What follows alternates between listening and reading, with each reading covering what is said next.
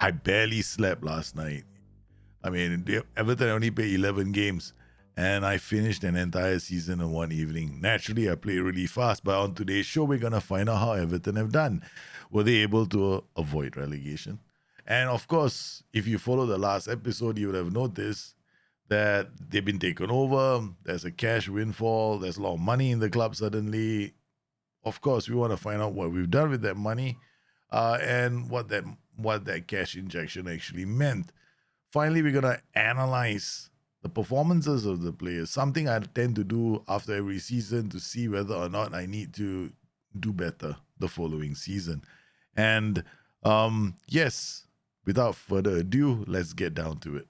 So overall balance for the club, 558 million with a transfer budget of 198 million. You'd think, hey, you know what? Let's go spend some money.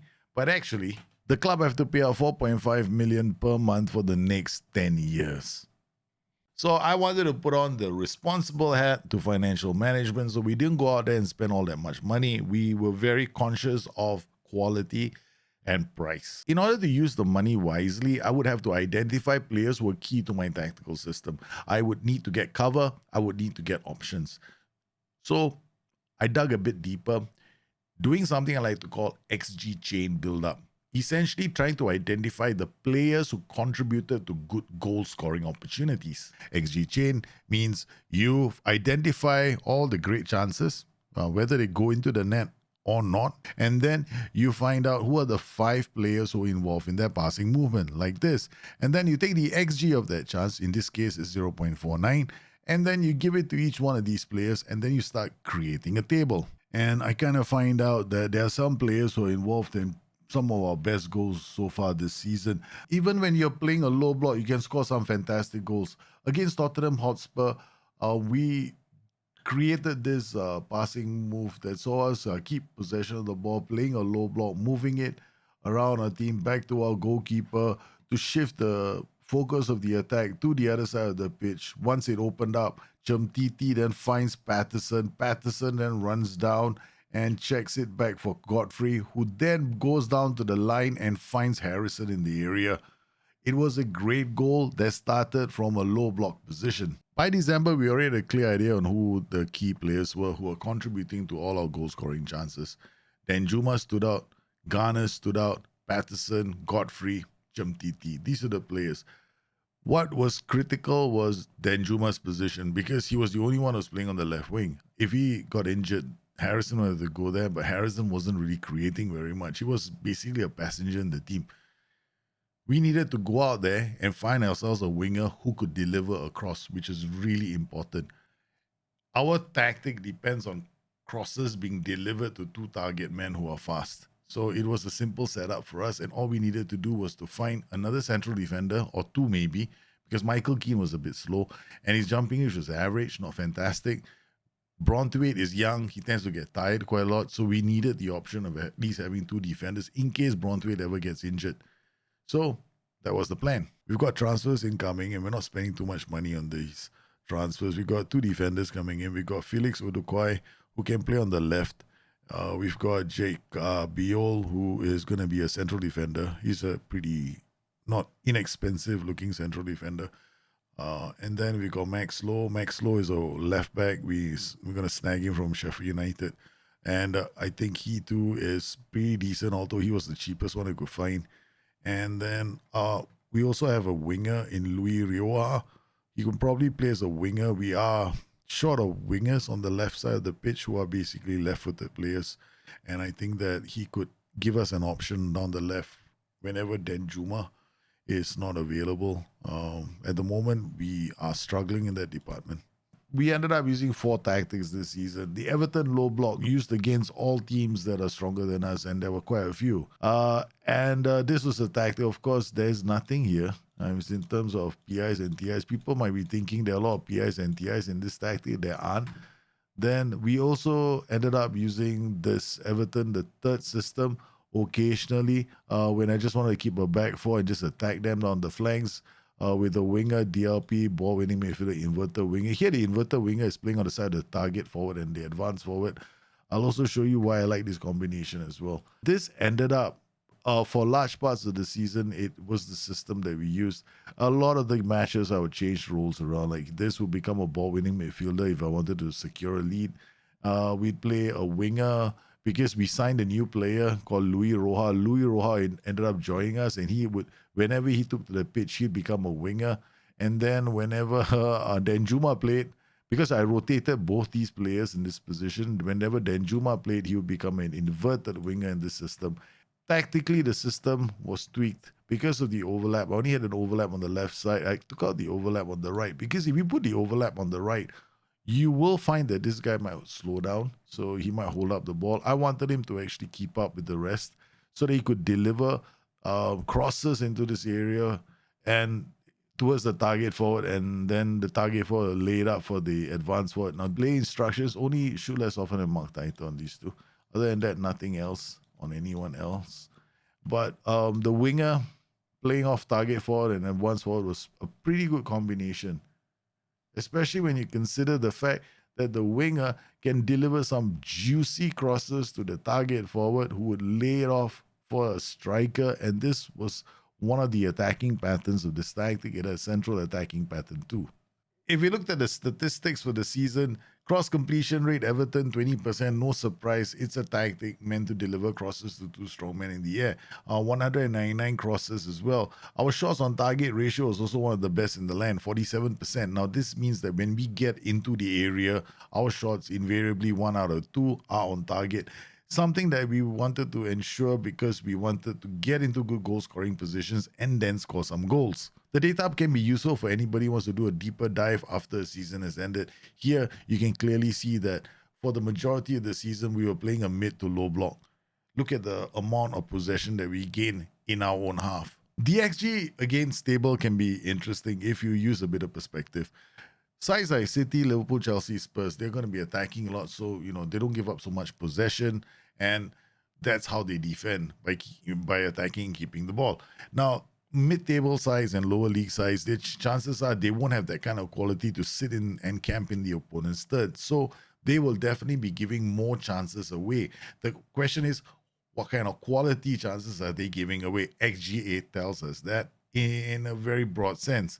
So here, 60, it isn't too bad because there are sides at Burnley, Sheffield United, Crystal Palace, Brighton who are giving away a lot of chances. But even though we were giving away these kind of chances, our goalkeepers and our defenders did a fantastic job saving the day. These numbers only point to one thing: we were lucky.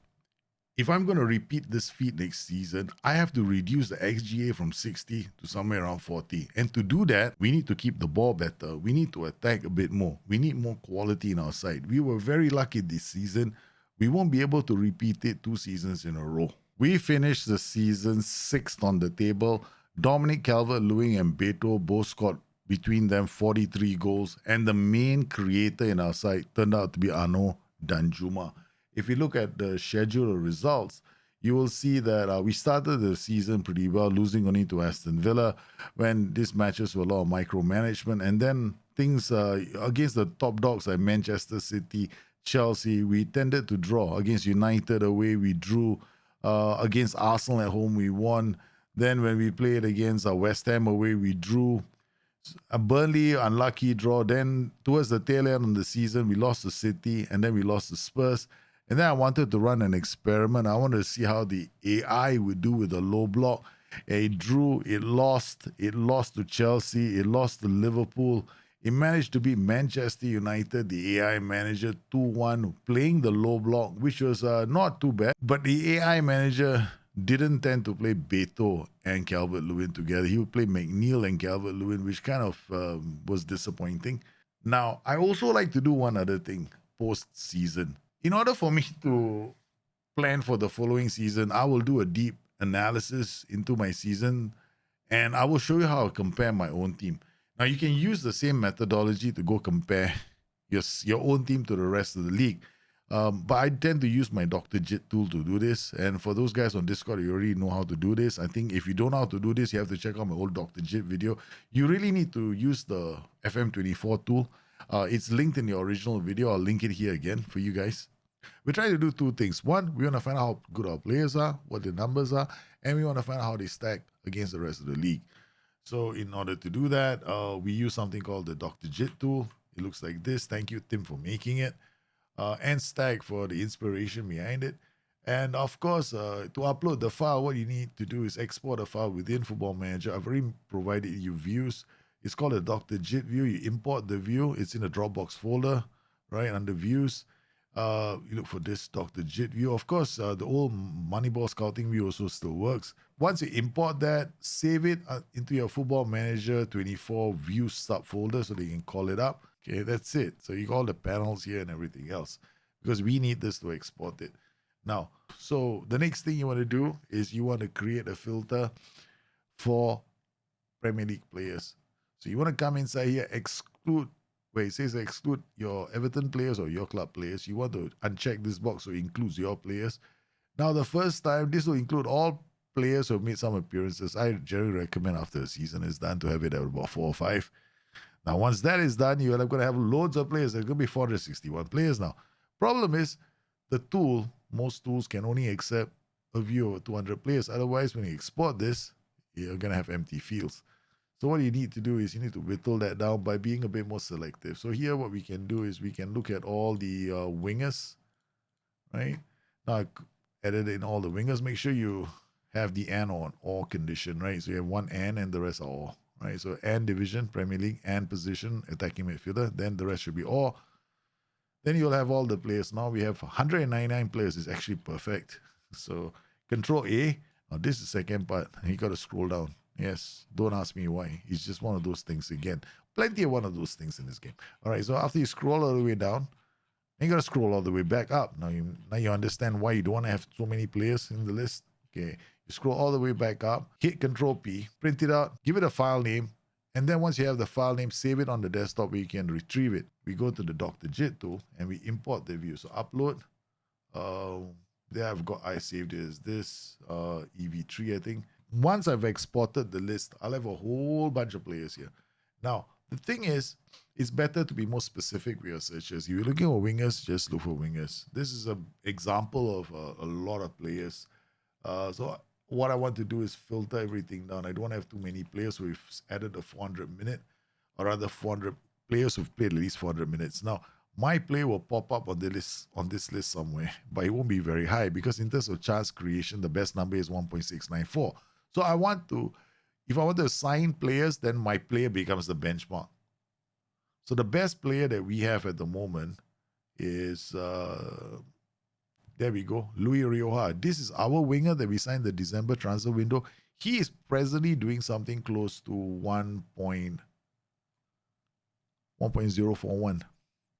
So if I wanted to sign players, the players that I sign, or plugins I look for, will come from the names above him, not players below him. So this is one way for us to start identifying targets who can be added to our team. And I can do this for any single position. Or I can find out how my players stack against the rest of the league. And this includes comparing my defenders against the rest of the defenders in the league. Our wingers are average. If we wanted to improve an aspect of the game, that could be one area. And if we look at our defenders actually are pretty good. I mean, most of them are in the top 20. We got Bear Godfrey, and this is where the game play. You're playing to the game because the game likes to have fullbacks who have a great jumping reach. So Ben Godfrey has got great jumping reach, and all the positions he's playing in, he's done really well defensively. He's got a very good defensive action score, 3.1. If I go down the list, then we'll have Jared Brontwaite again. That's a nice place to be in. He's one of the top players as well. Then I go down further. Next to him is the new signing, Jaka Biol. And then after that, we got Felix Odohai. All the players that we signed are performing really well. So where do we improve next season if I wanted to continue with this team? We definitely add to the wingers. We've got a great left winger. Question is, can we do better with our right wing? So if I wanted to do something with this game, strengthen our odds, definitely improve the right wing. Today's show was meant to answer that question. I had a great first season. Now I'm struggling in the second season. What should I do? You have to find out if that first season was a fluke after all. I mean, how do you find that out? You have to dive into the numbers. There are some numbers that give you a clue. And I shared that with you at the top of the show, XGA. It's a very simple number. If you look at that, you should know if you're fluking it. And the other thing that you want to find out is who are your performing players. And for that, I use a term that some football analysts like to use called XG chain or XG build up. And if you can identify who plays well in your system, then you know which are the critical positions.